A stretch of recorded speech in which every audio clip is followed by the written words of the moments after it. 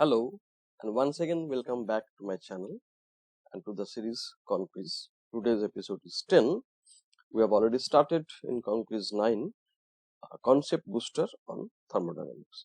So today we are going to get part 2, which is again a rapid fire question and answer session, but this time it is on second law. The first part 1 was on first law of thermodynamics, right? So as I tell every time that it is to help you for preparing for different exams.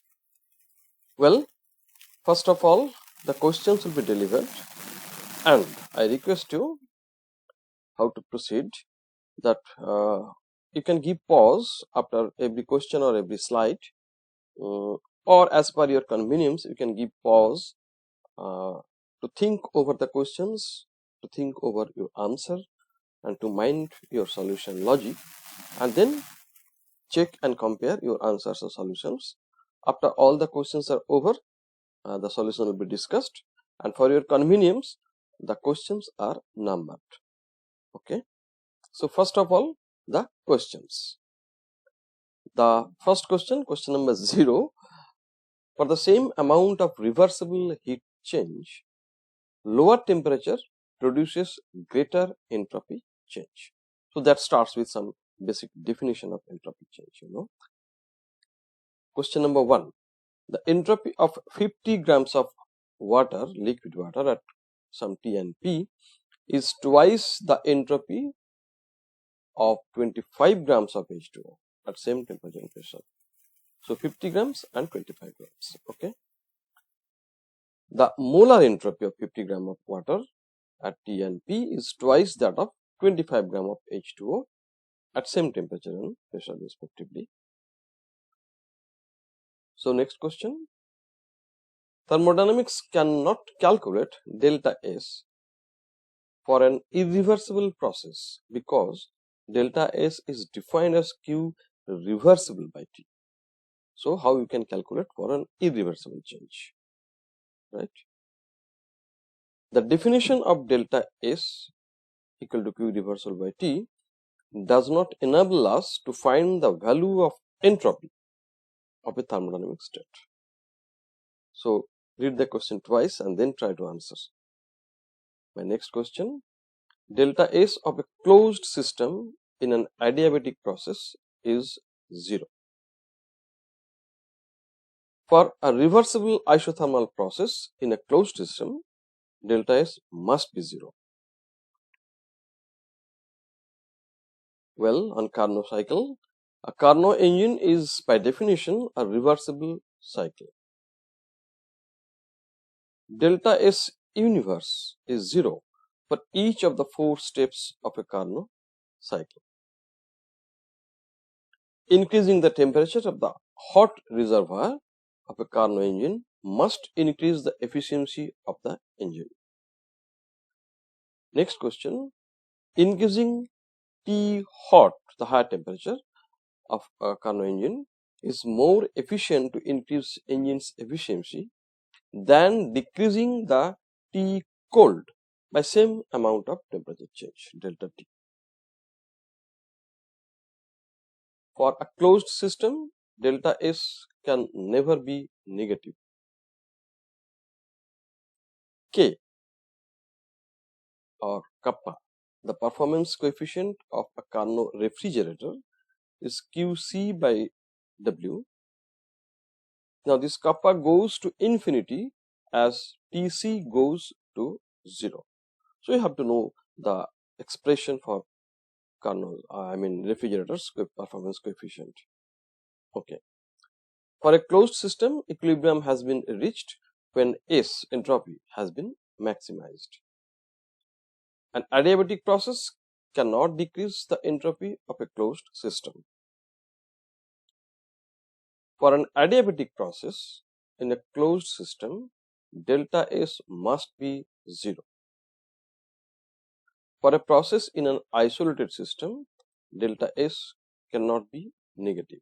So in these questions, actually you have to focus on the process, adiabatic, isothermal, on the system, closed, isolated, another type of process, reversible, irreversible. So otherwise the questions look or sound very similar or very close, but actually they're different under different conditions actually they're mentioned, right? Next question, the gas constant R has the same dimension as molar entropy Sm. The Boltzmann's constant Kb has the same dimension as entropy. Tc is 0 in a Carnot cycle suggests the complete conversion of heat into work. Okay. For every process in an isolated system, delta T is 0. For every process in an isolated system, delta S is 0. For every reversible process in a closed system, delta S is delta H by T. For every isothermal process in a closed system, delta S is delta H by T. So they are very close, but closed system, isolated system. No, both are closed, but one is isothermal process and another is called a reversible process. So you have to be careful. In a reversible adiabatic process, the entropy of the surroundings is unaffected. Fine. So the questions are over. Only 25 questions are there. Now it's the time to have the solutions, but I hope that you have given proper pause at your convenient time and you have noted your answers and solutions, and now you are ready with your solution logic and you are really ready for checking and comparing your solutions to that of mine. Okay, so let us start with the solution. For the same amount of reversible heat engine, lower temperature produces greater entropy change. Yes, it is true, because by definition ds is dq reversible by T and T is in the denominator. So if T is low, then for the same dq, ds would be higher. Okay, it's simple like the formula. Well, the entropy of 50 grams and 25 grams. Now you know entropy is an additive property, extensive property. So at same condition, obviously 50 grams entropy, that would be just twice that of the 25 grams, right? So it's a true statement. But the next one is molar entropy of 50 gram. So molar, it doesn't matter on whether it's 50 or 25 or any other grams. Molar is molar, and molar quantity of an extensive property is always an intensive property. So definitely the size dependence is not there, so the statement is false. Okay. Thermodynamics cannot calculate delta S. It gives a definition Q reversible by T, but for irreversible process you cannot calculate. It's a statement, but actually it is a false statement because S is an state function. So even for an irreversible process from some initial to the final state, you can think of a suitable reversible change between the same two initial and final states respectively, and then you can calculate delta S for that suitable change which is not in question, but that calculated delta S itself is the delta S of your question, because the initial and final states are same and S is a state function. So that is how we can apply the formula even for we can calculate the delta S for irreversible change. Well, delta S is Q reversible by T does not enable us to find the value of entropy. So it may look ridiculous that we are defining delta S, but you are saying that S cannot be calculated. Yes, you see, it is a formula for delta S, not for S. So yes, of course, it gives the change in entropy, but not entropy as such. Actually, you have to wait for the third law to get entropy. S equal to K log omega. But we are not discussing third law now. So it's a true statement. Next one, delta S of a closed system in an adiabatic process is 0. So dq reversible by T, that we know, adiabatic dq is 0, but reversible, it's not mentioned. So in general the statement is false. It has to be a reversible, then it's true. Next question, for a reversible isothermal process in a closed system, delta S must be 0. So this time it's reversible, but dq reversible, is it 0? it's mentioned isothermal. So isothermal has nothing to do with necessarily with heat change, whether it's 0 or not, right?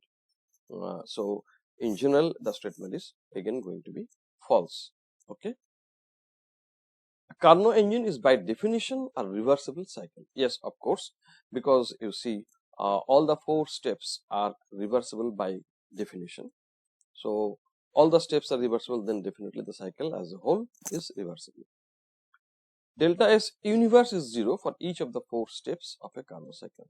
So it seems that you have to calculate delta S for every step and then for surrounding, etc., etc. But if you apply the second law, that for second law states that delta S of an isolated system or universe is 0 for a reversible process. So each step is reversible. So delta S universe is reversible, is 0 for each step. So it is true. Increasing the temperature of the hot reservoir of a Carnot engine must increase the efficiency of the engine. So if you remember the formula, final expression for efficiency, it is TH minus TC by TH. So if you increase, it can be shown that if you increase, of course the numerator increases and as well as the denominator increases, but the proportion are not the same. So effectively efficiency increases for increasing the temperature of the hot reservoir. That's true. Our next question is even more important, that increasing T hot is more efficient to increase engine's efficiency than decreasing the temperature T cold by same amount. Now that means you can increase the or decrease depending on the temperature change T hot and T cold. In the earlier question we have seen that T hot increase of T hot increases the efficiency. Similarly we can see that decreasing the TC or T cold also increases the efficiency. But the question is which one is more efficient, right? Which gives more efficiency?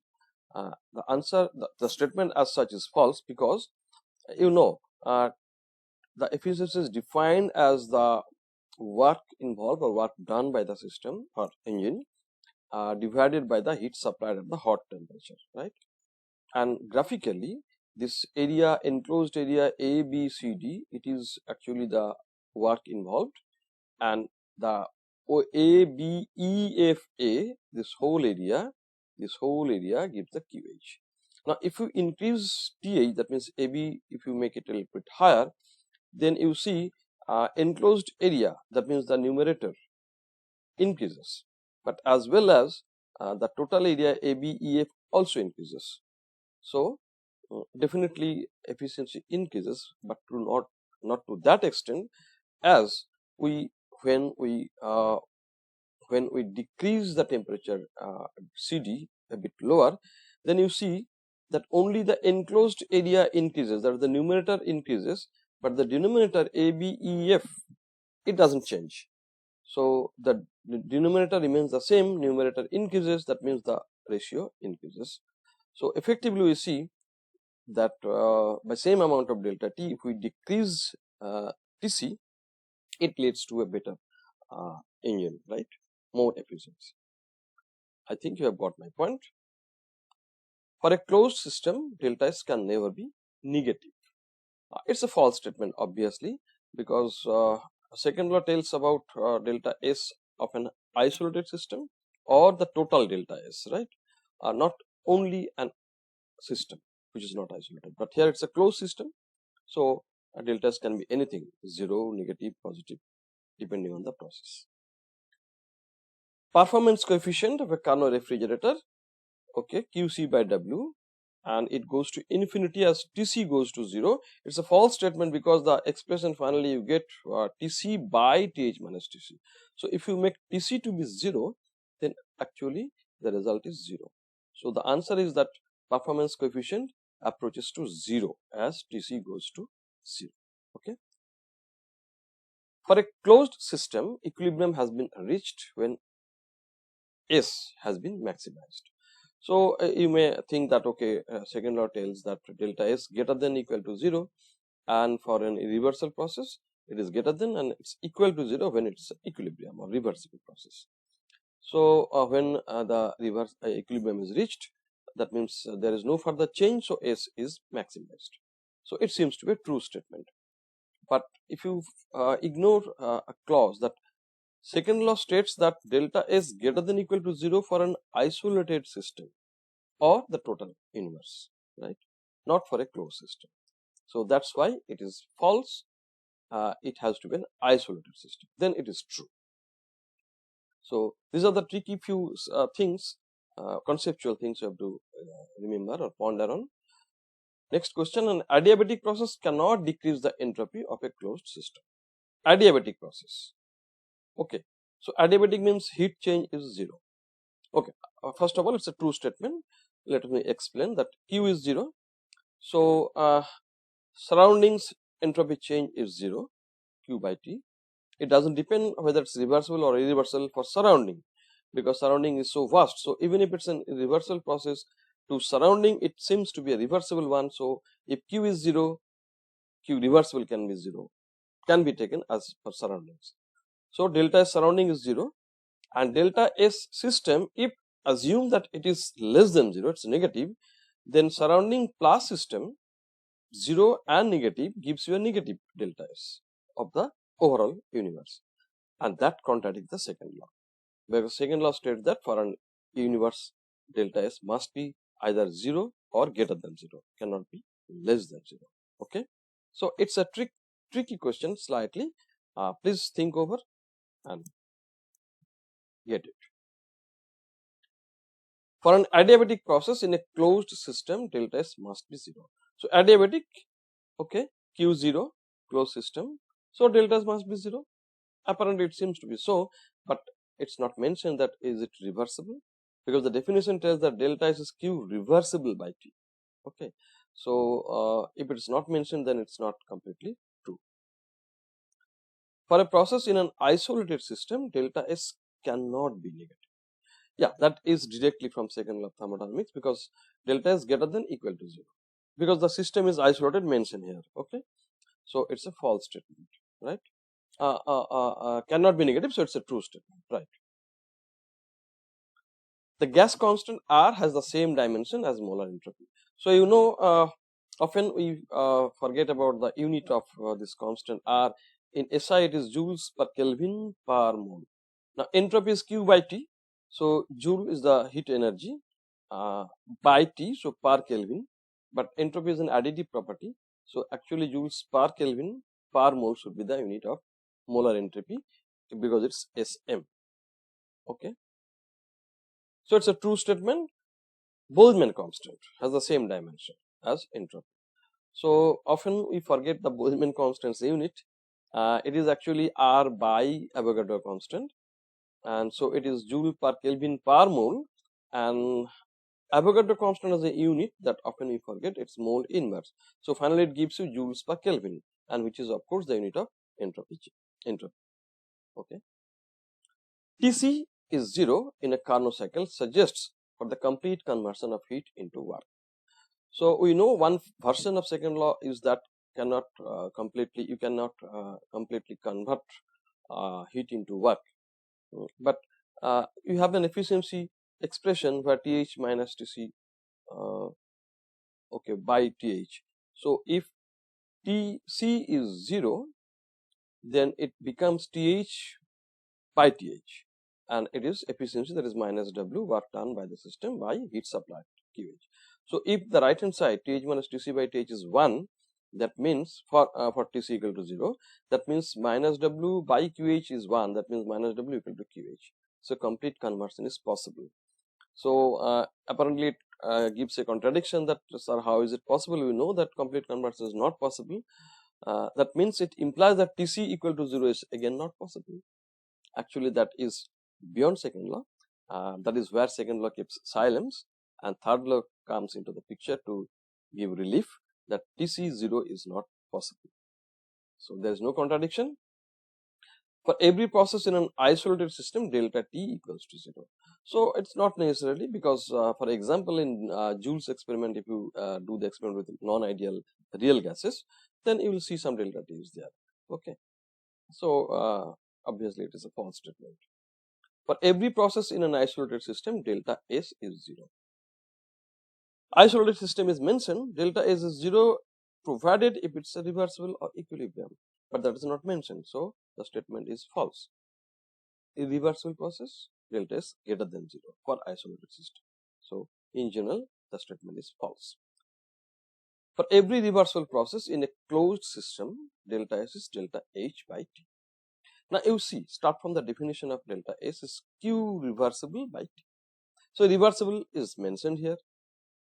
Q is equal to delta H, but that is only at a constant pressure, and temperature has to be constant, of course. So the statement is in general false because pressure constants is not mentioned. So this is true, only is mentioned that P and T both are constant.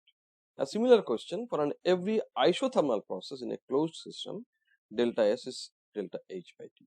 So it's isothermal, so T is constant, okay, but it's neither mentioned it's reversible or not, right? So again, delta H is Q reversible by T, but delta H is Q if its pressure is constant. So again, the answer is false. I mean, the statement is false.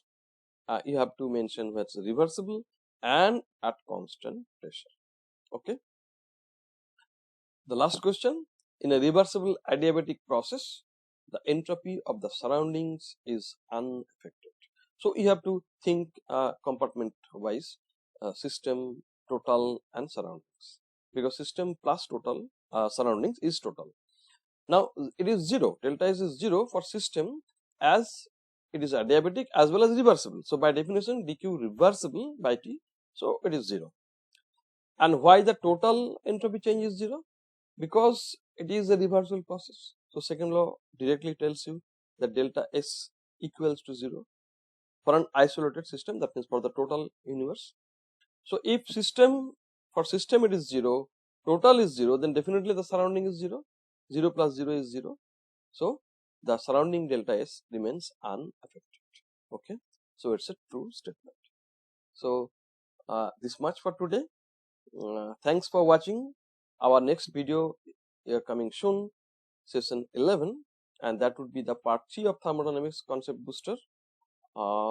This time it would be some short answer type questions, but conceptual. Okay, so conceptual short answer type questions, that would be brainstorming for you. And so till then, please keep on watching, do subscribe, and encourage your friends to subscribe and listen and learn, and let us learn together. Okay, so thank you very much once again.